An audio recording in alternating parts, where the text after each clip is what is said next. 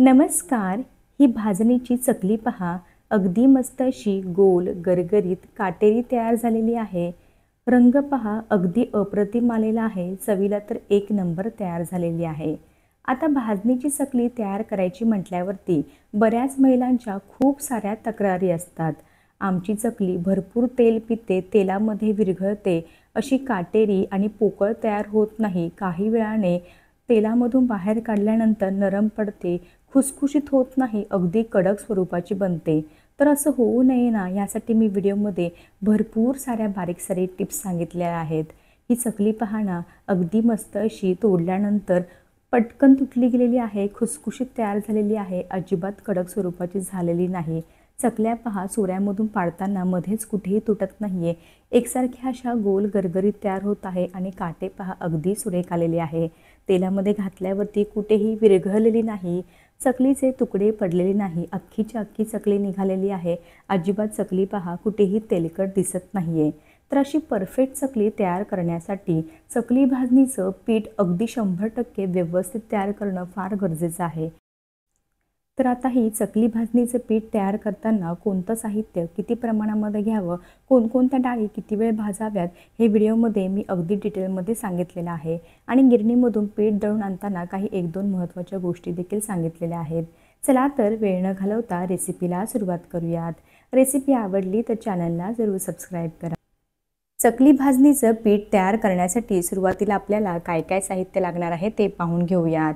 आज मी ह्या वाटीने सर्व साहित्य मोजून घेणार आहे, म्हणजे कसं प्रत्येक साहित्याचं प्रमाण जे आहे ना अगदी परफेक्ट होणार आहे आणि त्यापासून तयार होणारी चकली भाजणीचं पीठ अगदी व्यवस्थित तयार होऊन मस्त अशी कुरकुरीत खुसखुशीत आपली चकली तयार होणार आहे. आता मी सुरुवातीला तांदूळ मोजून घेणार आहे. बरोबर ह्या वाटीने 4 वाट्या तांदूळ मोजून घ्यायचे आहेत. आता बऱ्याच जणांचा प्रश्न असतो की भाजणीचं पीठ तयार करताना तांदूळ कोणतं वापरावा. लक्षात ठेवायचं, सरळ सरळ रेशनचा तांदूळ वापरायचा. जर तुम्हाला रेशनचा तांदूळ अवेलेबल होत नसेल तर कोणताही जुना आणि जाड तांदूळ वापरायचा.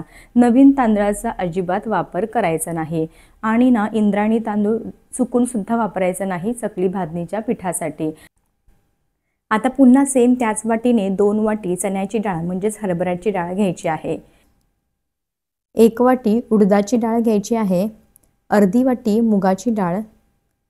1 वाटी पोहे घ्यायचे आहेत. आपण नॉर्मली कांदे पोहे बनवण्यासाठी जे जाड पोहे वापरतो तेच पोहे या ठिकाणी मी घेतलेले आहेत. पाव वाटी साबुदाणा लागणार आहे. लगेचच अर्धी वाटी अख्खे धणे घेतलेले आहेत. धण्यामुळे ना आपली जी चकली आहेत ना ती खूपच चविष्ट तयार होणार आहे. त्यासोबतच पाव वाटी आपल्याला जिरे घ्यायचे आहेत. लगेचच 2 चमचे ओवा घेतलेला आहेत, तो सुद्धा जिऱ्याच्याच वाटीमध्ये घालून घ्यायचा आहे. आणि मोठे 2-3 चमचे कच्ची बडीशेप घेतलेली आहे, ती सुद्धा जिरा आणि ओवा काढून घेतलेल्या वाटीमध्ये काढून घेते. जिरे, ओवा, बडीशेप आवर्जून घाला चकली भाजणीचं पीठ तयार करताना. त्यामुळे ना तुमची चकली चवीला खूप चविष्ट आणि खमंग तयार होणार आहे. हे पहा, अशा प्रकारे सर्व साहित्य मी एकाच वाटीने मोजून घेतलेलं आहे. तुम्ही तुमच्या घरातील कोणतीही एखादी वाटी फिक्स करा आणि त्याच वाटीने सर्व साहित्य मोजून घ्या, म्हणजे तुमची चकली भाजणी देखील अगदी परफेक्ट तयार होईल. आता या ठिकाणी मी सुरुवातीला सांगितल्याप्रमाणे तांदूळ जाड किंवा जुना वापरायचा आहे.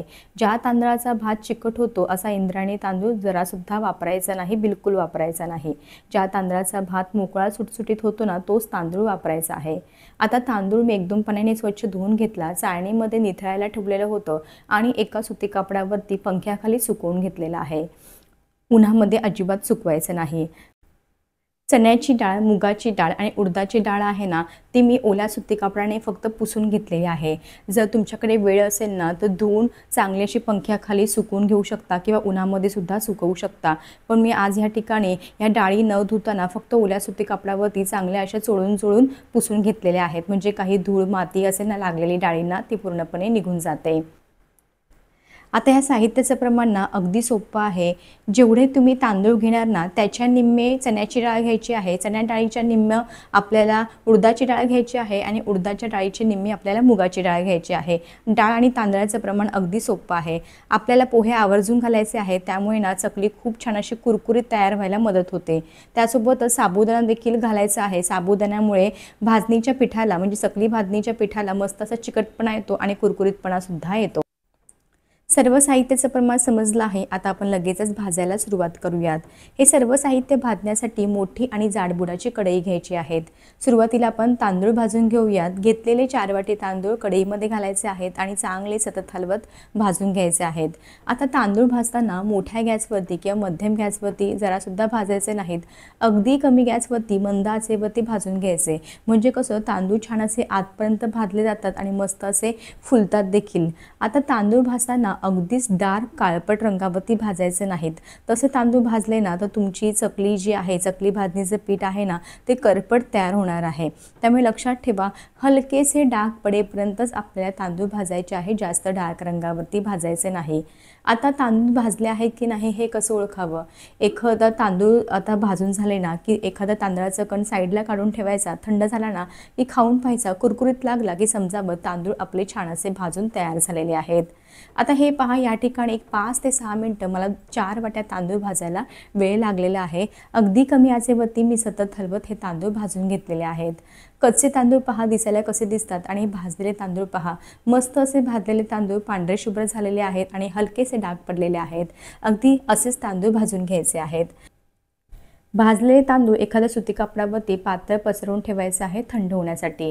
आता हे भाजणीचं कोणतंही साहित्य भाजून झाल्यावरती असंच ताटामध्ये वगैरे काढून ठेवायचं नाही. नाहीतर काय होतं, धान्य फार गरम असतं, त्यामुळे पुन्हा असं ताटाला पाणी जमा होतं गरम असल्यामुळे. त्यामुळे आपल्याला हे भाजलेलं प्रत्येक साहित्य पुन्हा ओलाव्यामुळे नरम होतं. त्यामुळे ना काय होतं, चकली भाजणी आपण जेव्हा गिरणीमधून दळून आणतो ना तेव्हा ती व्यवस्थित दळली जात नाही. त्यामुळे सुद्धा चकली नरम पडू शकते. त्यामुळे लक्षात ठेवा, सुती कापडावरतीच आपल्याला हे सर्व धान्य पातळ पसरवून ठेवायचं आहे. म्हणजे छान असं थंड होईल, अजिबात खालून ओलावा वगैरे निर्माण होणार नाही. आता लगेचच हरभरा डाळ म्हणजे चण्याची डाळसुद्धा भाजून घेऊयात. आता डाळी भाजताना ना प्रत्येक डाळ वेगवेगळी भाजायची आहे. कारण काही डाळी छोट्या असतात, काही डाळी मोठ्या असतात. प्रत्येक डाळीला भाजायचा टाईम वेगवेगळा असतो. त्यामुळे लक्षात ठेवा, डाळी एकत्र करून अजिबात भाजायचे नाही, अशा वेगवेगळ्याच भाजायच्या आहेत. आता तुम्ही या हरभरा डाळीचा रंग पाहून घ्या. आपल्याला ह्या डाळीवरती हलकेसे डाग पडेपर्यंत खमंग भाजून घ्यायचे आहे. मोठ्या गॅसवरती अजिबात भाजायची नाही, अगदी कमी गॅसवरती भाजायची. भाजणीचं कोणतंही साहित्य भाजताना अगदी मंद आचेवरती म्हणजे कमी आचेवरती भाजायचं. म्हणजे काय होतं, त्या पदार्थाचा ना सुगंध आणि चव आहे ना आहे तशी टिकून राहते, अजिबात बदलत नाही, करपट वगैरे लागत नाही. त्यामुळे लक्षात ठेवा, अगदी कमी आचेवरती भाजायचं. म्हणजे पदार्थ ना आतपर्यंत छान असा खमंग भाजला जातो. त्यामुळे आपली चकली भाजणी आहे ना ती खमंग अशी तयार होते. हे पहा, एक 5 ते 6 मिनटामध्ये कमी आचेवरती सतत हलवत हलकेसे डाग पडेपर्यंत मी ही चण्याची डाळसुद्धा भाजून घेतलेली आहे. आता ही भाजून घेतलेली चणा डाळसुद्धा एका आपल्याला सुती कापडावरती काढून ठेवायची आहे. चण्याची डाळ आवर्जून घालायची आहे. त्यामुळे ना आपली भाजणी आहे ना ती खूपच खमंग अशी तयार होते. आता लगेचच 1 वाटी घेतलेली उडदाची डाळसुद्धा आपल्याला अगदी कमी आचेवरती सतत हलवत हलकेसे डाग पडेपर्यंत खमंग भाजून घ्यायचे आहे. उडदाच्या डाळीमुळे ना चकलीच्या पिठाला चिकटपणा येतो आणि मस्त असा कुरकुरीतपणासुद्धा येतो. आपले मेदूवडे कसे छान असे बाहेरून कुरकुरीत होतात आणि त्या पिठाला एक प्रकारचा चिकटपणासुद्धा असतो. त्यामुळे आपल्याला उडदाची डाळ आवर्जून घालायची आहे. हे पहा, अगदी 2 ते 3 मिनिटांमध्ये मस्त असे हलकेसे डाग पडेपर्यंत डाळ भाजून घेतलेली आहे. भाजून घेतलेली डाळ सुती कापडावरती साईडला काढून ठेवूया थंड होण्यासाठी. आता अर्धी वाटी घेतलेली मुगाची डाळसुद्धा घालायची आहे. मुगाची डाळ आकाराने लहान असते, त्यामुळे पटकन भाजली जाते. अगदी कमी आचेवरती सतत हलवत हलकेसे डाग पडेपर्यंत खमंग भाजून घ्यायची आहे. आता मुगाच्या डाळीमुळे काय होतं, आपली चकली आहे ना ती मस्त अशी खुसखुशीत तयार होते आणि चवीला अगदी अप्रतिम तयार होते. त्यामुळे मुगाची डाळ आवर्जून घालायची आहे. हे पहा, अगदी पुढच्या 1-2 मिनिटांमध्ये डाळ मस्त अशी डाग पडेपर्यंत भाजून घेतलेली आहे. सुती कापडावरती काढून घेऊया थंड होण्यासाठी. घेतलेले 1 वाटी पोहे देखील अगदी कमी आचेवरती सतत हलवत मस्त असे कुरकुरीत होईपर्यंत भाजून घ्यायचे आहेत. आता पोहे घेताना आपले रोजचे कांदे पोहे जे असतात ना, जाड पोहे, तेच घ्यायचे आहेत. पोह्यामुळे काय होतं, आपली जी चकली आहे ना मस्त अशी कुरकुरीत तयार होते. हे पहा, अगदी एखाद्या मिनिटांमध्येच पोहे मस्त असे कुरकुरीत होईपर्यंत खमंग भाजून घेतलेले आहेत. भाजून घेतलेले पोहे एका ताटामध्ये काढून थंड होण्यासाठी साईडला ठेवून देऊयात. आता घेतलेला पाववाटी साबुदाणा देखील मस्त असा फुलेपर्यंत आपल्याला खमंग भाजून घ्यायचा आहे. साबुदाण्यामुळे काय होतं, चकली भाजणीच्या पिठाला छान असा चिकटपणा येतो. त्यासोबतच ना मस्त अशी चकली कुरकुरीत होण्यासाठी मदत होते. साबुदाणा देखील मस्त असा फुलेपर्यंत खमंग भाजून घेतलेला आहे. एका प्लेटमध्ये काढून घेऊया थंड होण्यासाठी. साबुदाणा भाजून झालेला आहे. आता लगेचच अर्धी वाटी जे अख्खे धणे घेतले होते ना, ते देखील अगदी कमी आचेवरती साधारणतः 4-5 सेकंद हलकेसे डाग पडेपर्यंत खमंग भाजून घ्यायचे आहेत. धणे घातल्यामुळे ना चकली भाजणीचं पीठ अतिशय खमंग तयार होतं आणि चवीला चकली अप्रतिम लागते. धणे देखील अगदी पटकन भाजून तयार झालेले आहे. भाजलेले धणे ना एका प्लेटमध्ये काढून घेऊयात, थंड होण्यासाठी साईडला ठेवून देऊयात. आता आपण जे पाववाटी जिरे, 2 चमचे ओवा आणि 2-3 चमचे बडीशेप घेतली होती ना, ती सर्व एकत्रच केलेली होती. ते सर्व जिरे, बडीशेप आणि ओव्याचं मिश्रण आहे ना, ते देखील अगदी कमी आचेवरती साधारणतः 15 ते 20 सेकंद हलकंसं गरम करून घ्यायचं आहे. हे सर्व घातल्यामुळे काय होतं, आपली चकली ना खूपच चवीला चविष्ट तयार होणार आहे. हे पहा, अशा प्रकारे जिरे, धणे आणि बडीशेपसुद्धा भाजून तयार झालेली आहे. प्लेटमध्ये काढून घेऊयात. अशा प्रकारे भाजलेलं सर्व धान्य पूर्णपणे थंड झालेलं आहे. म्हणून मुद्दाम सर्व धान्य एखाद्या सुती कापडावरती थंड व्हायला ठेवायचं, म्हणजे कसं अगदी व्यवस्थित थंड होतं. थंड झाल्यानंतर एखाद्या मोठ्या ताटामध्ये हे सर्व काढून घ्यायचं, त्याच्यानंतर एकत्र करायचं आहे. हे पहा, अशा प्रकारे भाजलेलं सर्व धान्य आणि इतर साहित्य मी एका मोठ्या ताटामध्ये काढून घेतलेलं आहे.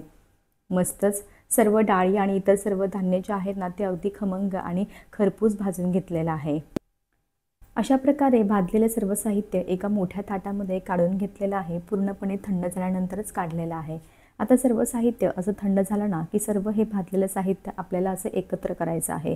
एकत्र केल्यानंतर गिरणीमधून हे दळून आणायचं आहे. आता 2-3 महत्त्वाच्या गोष्टी आहे, लक्षात घ्या. गिरणीवाल्याला सांगायचं, ही भाजणीचं जे हे पीठ आहे ना, एकतर ते तांदळाच्या पिठावरती दळा, नाहीतर चणा डाळीच्या म्हणजे हरभऱ्याच्या डाळीच्या पिठावरती दळा. गव्हाच्या पिठावरती, ज्वारीच्या पिठावरती किंवा बाजरीच्या पिठावरती चुकूनसुद्धा हे दळायचं नाही. नाहीतर काय होतं, भाजणीच्या पिठाचा रंग बदलतो, चव बदलते, त्यासोबतच चकलीसुद्धा नरम होते. त्यामुळे एकतर तांदळाच्या पिठावरती किंवा हरभरा डाळीच्या पिठावरती किंवा भाजणीचं जर कोणी आधी पीठ दळलेलं असेल ना, त्यानंतरसुद्धा हे पीठ तुम्ही दळू शकता. लक्षात ठेवा, हे आवर्जून सांगायचं आहे. आणि दळताना ना आपण गव्हाच्या पिठाचं कणिक कसं बारीक दळून आणतो, अगदी तसंच बारीक दळून आणायचं आहे. हे पहा, अशा प्रकारे गिरणीमधून अगदी बारीक हे मी पीठ दळून आणलेलं आहे. दळायला देण्यापूर्वी ना मी थोडीशी हरभऱ्याची डाळसुद्धा आधी दळायला दिलेली होती, त्यानंतर माझी भाजणी दळायला सांगितली होती. हे पहा, अगदी मस्त असं बारीक जे पीठ आहे ना, ते गिरणीवाल्या दादांनी दळून दिलेलं आहे. तयार केलेल्या चकली भाजणीच्या पिठापासून चकली तयार करण्यासाठी पीठ कसं मळायचं, काय काय साहित्य घ्यायचं पीठ मळताना, तेलाचं मोहन किती वापरायचं, हे सगळं मी उद्याच्या व्हिडिओमध्ये सांगणार आहे.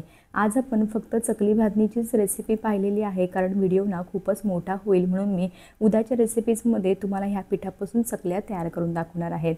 ह्या चकल्या पहा, मस्त अशा गोल गरगरीत तयार होत आहे. चकली पाडताना मध्येच कुठेही तुटत नाही आहे. अगदी काटेदार अशी चकली तयार झालेली आहे. चकली पहा, तेलात घातल्यावरती कुठेही विरघळलेली नाही, चकलीचे तुकडे पडलेले नाही, अख्खीच्या अख्खी काटेदार अशी आपली चकली तळून तयार झालेली आहे. रंग पहा, अगदी छान आलेला आहे. उद्याच्या रेसिपीमध्ये मी चकली भाजणीच्या पिठापासून चकली कशी तयार करतात याचा डिटेलमध्ये व्हिडिओ अपलोड करणार आहे, त्यामुळे पाहायला अजिबात विसरू नका. आपल्या चकल्या पहा, मस्त अशा खुसखुशीत कुरकुरीत तयार झालेल्या आहेत, अजिबात तेलकट झालेले नाही. कशी वाटली तुम्हाला माझी आजची रेसिपी? आवडली असेल तर जरूर करून पहा चकली भाजणीच्या पिठाची रेसिपी. असंच भेटूया उद्याच्या रेसिपीसोबत. मस्त अशी आपण चकली तयार करणार आहोत. तोपर्यंत मस्त खा आणि हेल्दी राहा.